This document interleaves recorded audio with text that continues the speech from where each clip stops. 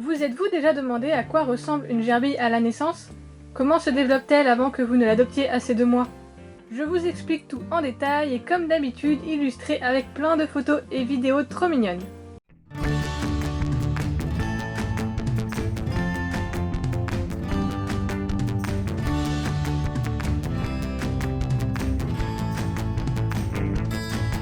Bon, on ne va pas se mentir, c'est pas très beau à la naissance et ça ressemble plus à des mini saucisses knacky qu'aux mignons petits rongeurs que vous connaissez.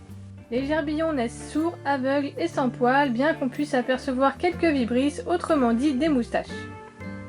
Ils pèsent 2 à 3 grammes et mesurent environ 2 cm. Plus il y a de bébés dans la portée, plus ils seront petits et se développeront moins vite car la même quantité de lait sera à diviser en davantage de bébés. Les portées de gerbilles sont composées d'en moyenne 5 à 6 bébés, mais la fourchette large va de 1 à 10. Ils naissent sans système de thermorégulation, donc sont très vulnérables hors du nid, où ils vont rester au chaud, couvés par leur mère qui les allaitera plusieurs fois par jour. Les petits ayant la peau transparente, il est possible de voir leur estomac rempli de lait après une tétée.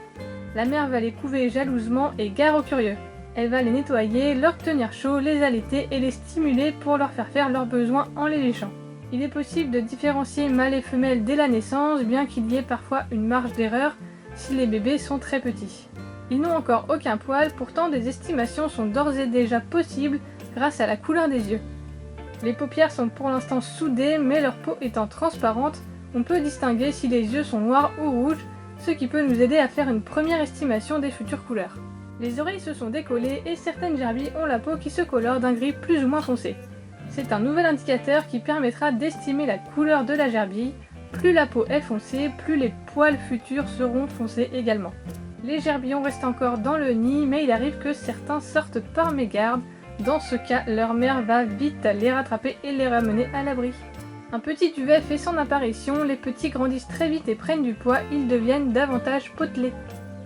Certains aventureux explorent les alentours du nid, mais jamais très longtemps, maman veille. Les dents commencent à pousser, mais ne sont pas encore utilisables pour s'alimenter, bien que les petits essaient de tout goûter. Les yeux sont toujours fermés, mais les paupières se dessinent. Le duvet a été remplacé par des poils qui permettent de définir plus précisément la couleur des gerbilles, bien que pour certaines variétés, il faut attendre la première mue pour être sûr de la couleur. Ça se balade plus librement dans l'habitat, mais ils retournent vite au nid car ils n'ont toujours pas de système de thermorégulation. Néanmoins, cela leur permet une première exploration de leur environnement. C'est également à cet âge que l'on peut différencier mâles et femelles de façon beaucoup plus précise. Après, les poils vont pousser et on ne verra plus rien. Si cela vous intéresse, je vous mets un lien en description de cette vidéo. Les petites gerbilles ont davantage de poils et gigotent un peu plus, utilisant de plus en plus leurs pattes qui pour l'instant les font se déplacer en se traînant sur le sol. Ils ne sont pas encore capables de se tenir sur leurs pattes arrière. Les poils se fournissent de plus en plus et le dos s'arrondit. Les gerbilles se redressent et pourront bientôt commencer à marcher avec leurs pattes arrière. Les yeux s'ouvrent les uns après les autres et il n'est pas rare de voir un bébé avec un œil ouvert et un œil fermé. Certains mettront plus de temps que d'autres à ouvrir les yeux, c'est tout à fait normal. Les gerbillons grignotent un peu de nourriture solide, mais leur alimentation est surtout composée encore du lait maternel. Cet âge est surnommé l'âge puce car les petits sautent partout comme des petites puces ou des petites grenouilles. Ils sont extrêmement rapides et vifs.